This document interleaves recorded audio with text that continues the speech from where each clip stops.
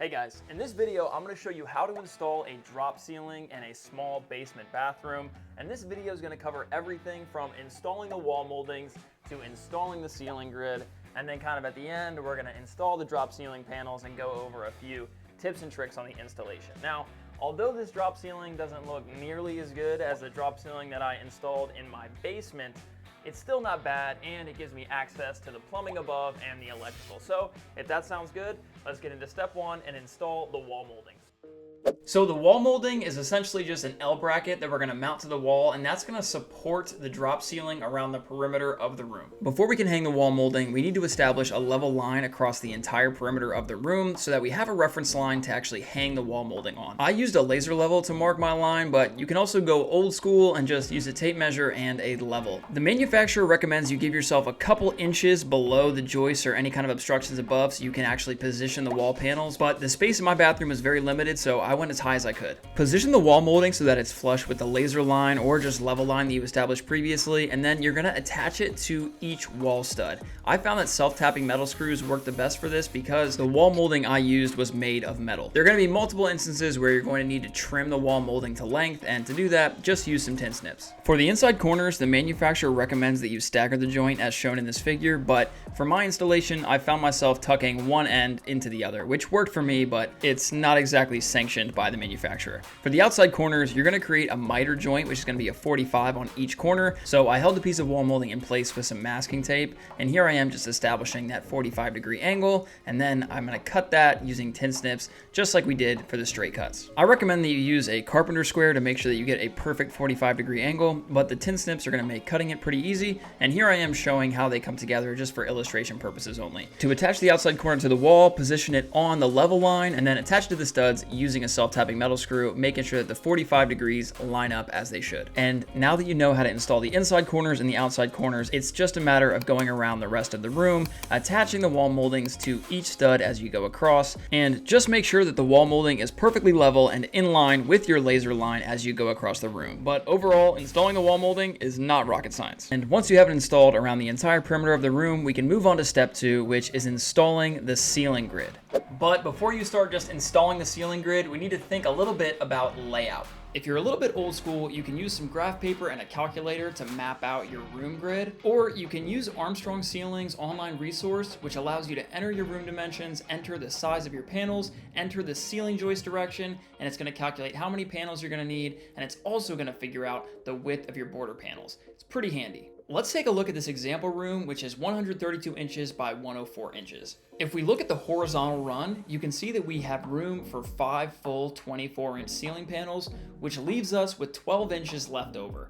You want to divide that by 2 so that you have an even border panel on both sides of the room. In this case, that gives us 6 inches. You can apply that same concept for the 104-inch dimension of the room, and that's going to give us 4 inches on each side for the border panels. For my basement, I spent a lot of time thinking about layout, but for this bathroom, it's literally like 4 or 5 tiles. It's so small. So I didn't really spend all that much time trying to make the stagger even.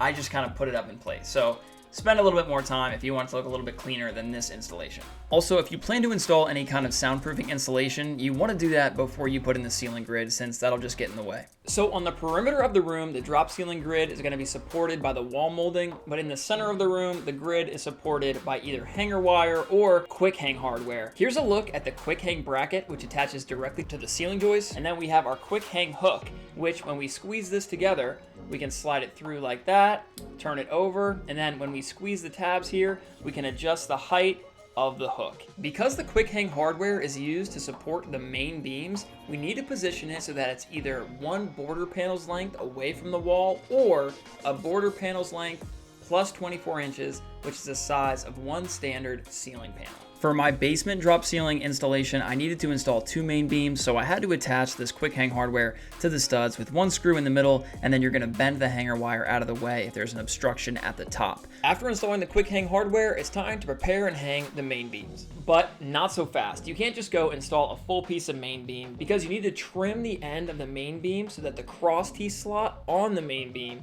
is a border panel distance from the wall. This is going to give you the perfect size opening for the drop ceiling panel we're going to install later. So after determining how much of the main beam you need to cut off based on your grid layout, use tin snips to cut the top of the main beam first and then the bottom. This will give you a flat piece of beam that you're going to rest on top of the wall molding. Then you can support the main beam in the center by connecting it to the hanger wire clip and adjusting the height. But in this small bathroom, the total span was less than 4 feet, so I didn't even need to install hanger wire. But I did have to trim the main beam around this duct because I was really hurting for headroom. But after getting your main beam installed, you're going to take the cross tees and you're going to start assembling the grid. The openings in the main beam are 24 inches apart, so it's going to match up with a 24 by 24 inch ceiling panel, and then you're going to click each of the cross tees into the main beam. Next, you're going to want to square the grid to make sure that the diagonal measurements are the same, otherwise you might run into trouble down the road. For cross tees that need to be trimmed, I positioned it on top of the border panel and then marked it along the grid and then just cut it using tin snips before positioning them in place. Lastly, you want to make sure the grid is perfectly level, and a magnetic level makes this easy. Now that we have our wall molding and our ceiling grid in place, we can finally start installing the drop ceiling panels.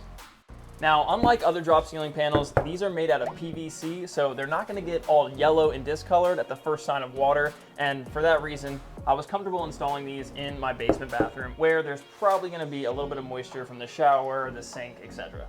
And as I mentioned before, we only have a handful of ceiling tiles here, so most of them are getting a recessed light. So to mark the recessed light location, I used a template that came with the lights. I'll link those lights in the description, and then I cut out the penetration using a utility knife. It honestly cuts pretty easy, so don't stress. After using the spring tabs to position the light in place, here's how it looks, and then I'm gonna hook up the electrical, which is just a twist connection, which makes things easy, and then I position the panel in place by tilting it sideways, moving the grid out of the way as needed, and then making sure that the light was working. And then I repeated this process of marking the light location, cutting out the penetration using a utility knife, and then inserting the recessed light into the panel, and then actually putting the panel within the grid after hooking up the electrical. And after installing the only 2 full panels, yes, only 2 full panels in this one little room, it's time to measure the border panel. So I used my tape measure and transposed that measurement onto a new 24 inch by 24 inch drop ceiling panel. And then I used a level and a utility knife to cut the panel to size. Next is just a matter of installing the border panel within the grid, just like we did for the full panels, just to a smaller scale.